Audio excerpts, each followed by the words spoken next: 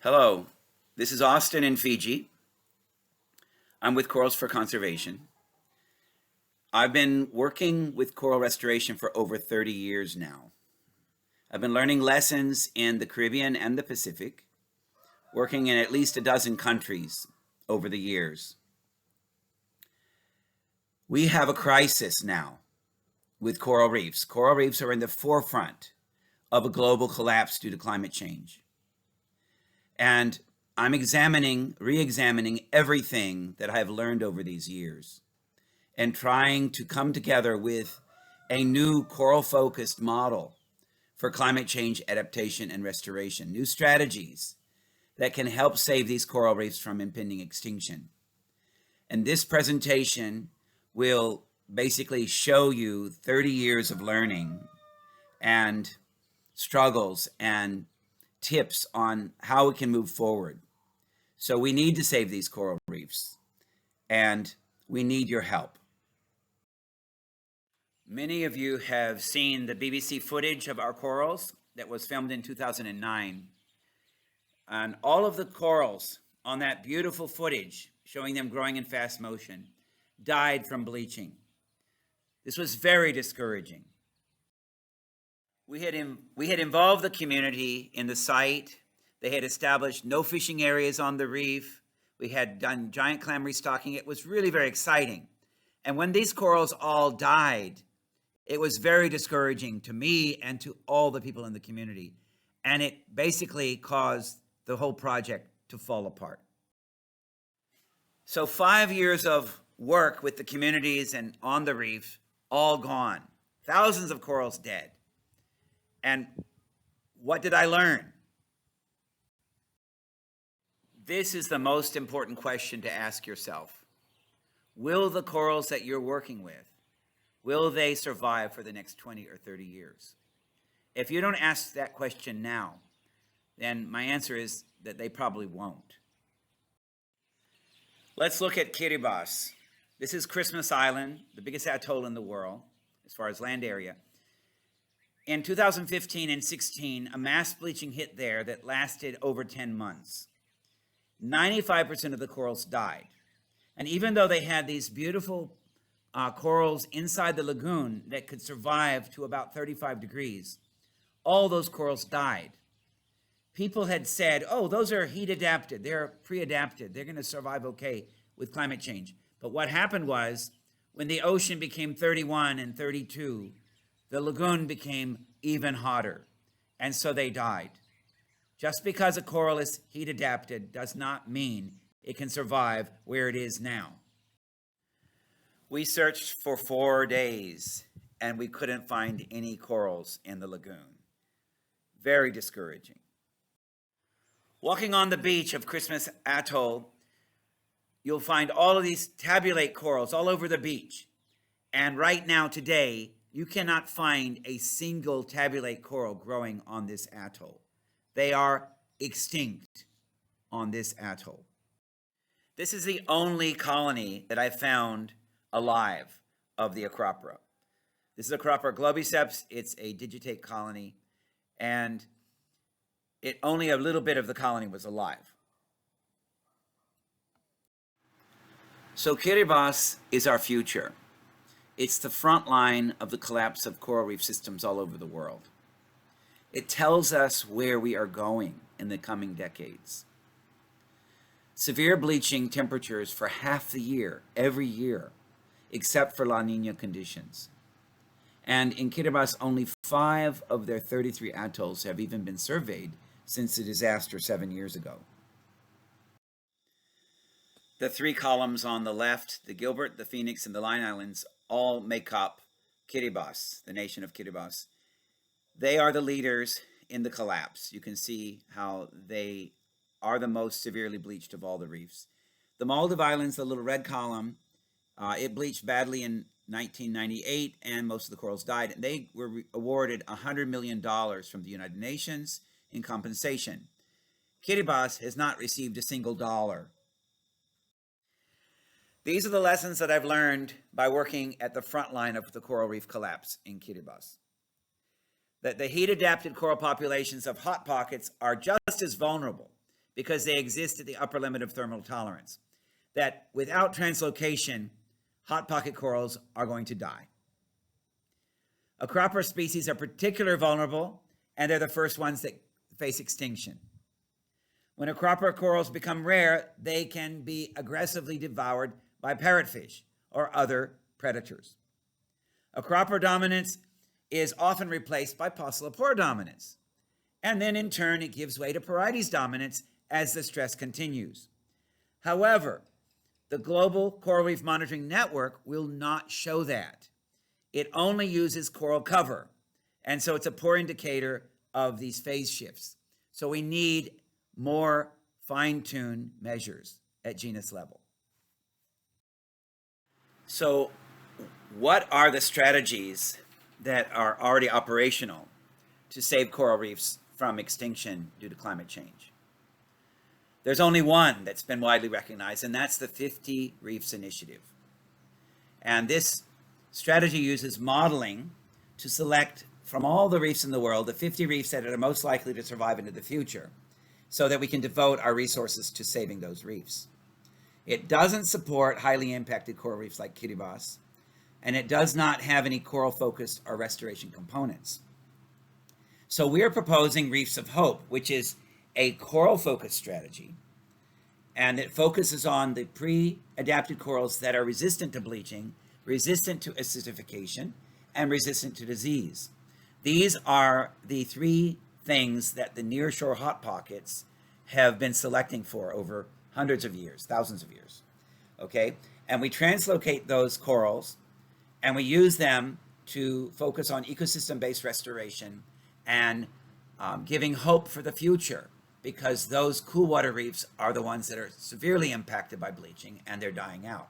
So these are the same species that were originally found on those cool outer reefs, and we're getting them restored so they can reboot natural process, natural reproduction, natural larval recruitment, and that sort of thing. More on the 50 Reefs Initiative. The map at the top of this slide shows the blue reefs, which have been selected as the most likely of surviving, and the red reefs, which have been selected as the least likely of surviving, based upon this 50 Reefs Initiative model. The United Nations has selected this strategy, the 50 Reefs Initiative, as their basis of making decisions. And so the Global Fund for Coral Reefs, they have project sites only in the blue or green areas, and the red areas need not apply. So because this model is influencing major decisions right now, we need to look at that model and look at the parameters they've chosen to make this determination, which then affects everybody in those countries. So if you look at the 5 parameters, 3 of them are basically overlapping. They are related to thermal stress and thermal history and projected thermal conditions, while only 1/3 of the model is related to anything else. Where is ocean acidification in the model? Where is the present condition of the reefs and getting things under control, like overfishing and land-based threats? So if you look at the Caribbean, Belize, which has really the least threats and the best reefs, is ranked red or orange, and Hispaniola, with the worst reefs in the Caribbean, some of the worst reefs and huge stresses from land and overfishing, is somehow blue.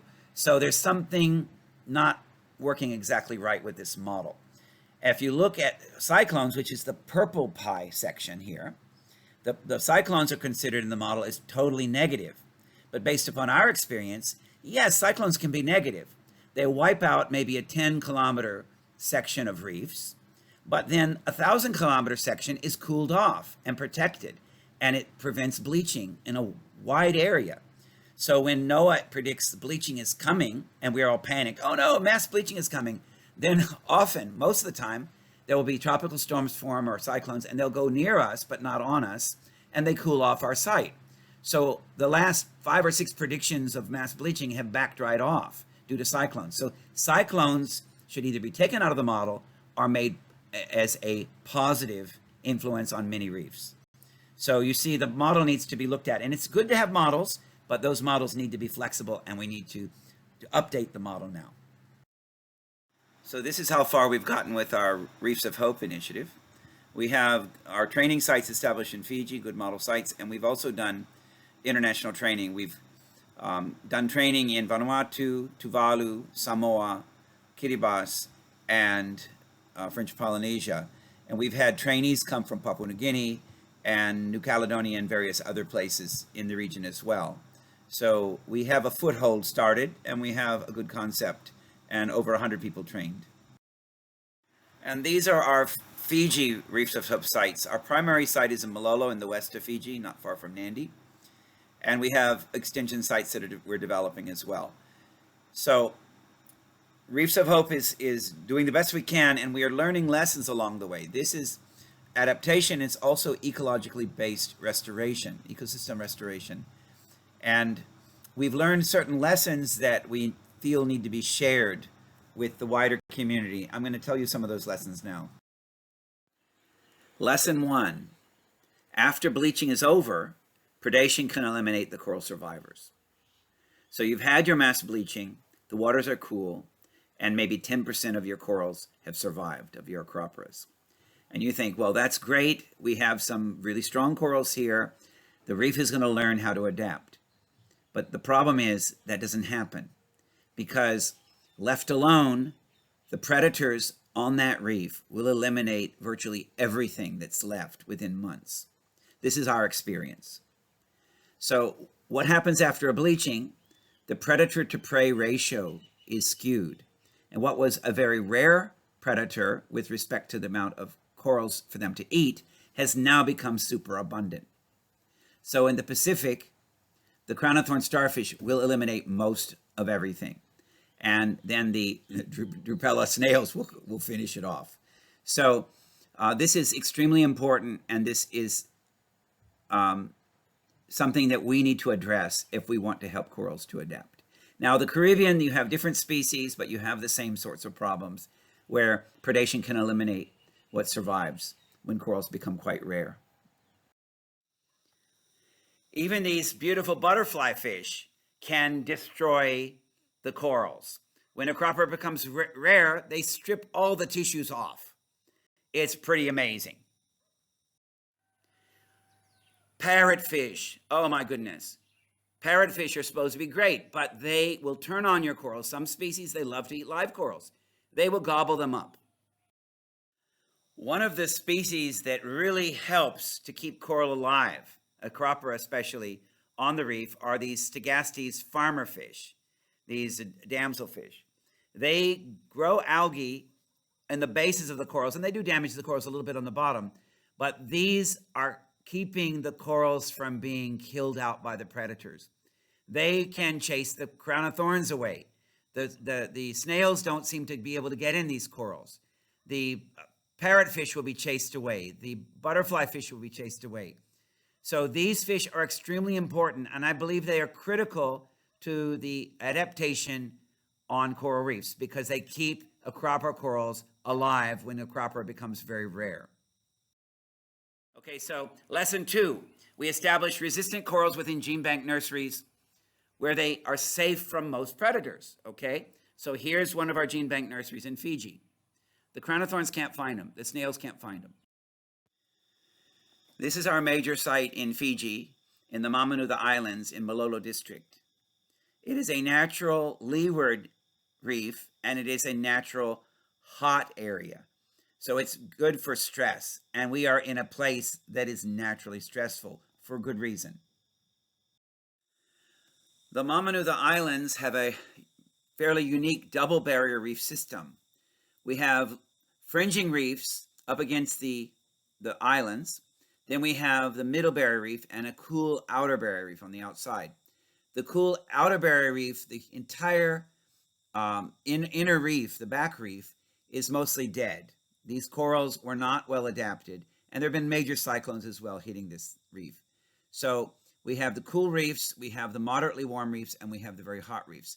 So lesson 3 is we're translocating the thermally adapted hot pocket corals from these inner reefs to the middle reefs, and from the middle reefs to the outer reefs.